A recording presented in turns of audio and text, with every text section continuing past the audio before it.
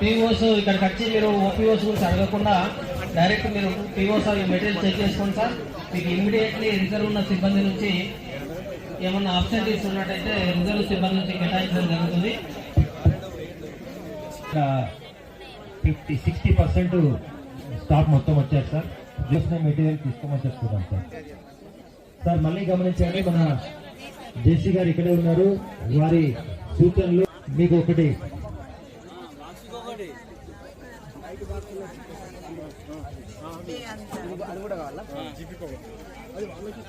ఎన్నికల విధులకు హాజరైనటువంటి వాళ్ళకి ఓపీఓలకి అయితే అందరూ రిపోర్ట్ చేసి సంతకం చేయండి. సో దట్ మనకి ఆబ్సెంట్ గా ట్రీట్ చేయబడితే ఒక 1 hour అవైలబుల్ ఉండాలి.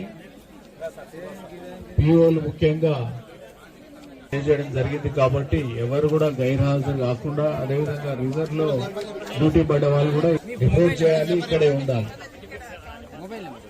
పీఓలు ముఖ్యంగా ఎవరు ఆబ్సెంట్ అయినా ఫోన్ చేయండి వాళ్ళని త్వరగా రిపోర్ట్ చేయమని చెప్పాలి. అటెండెన్స్ ఇన్ఛార్జ్ సుహా హైమాన్, అటెండెన్స్ కౌంటర్ ఇన్ఛార్జ్ ఒక రిపోర్ట్ ఇవ్వండి, అందరు రాసి పెట్టండి.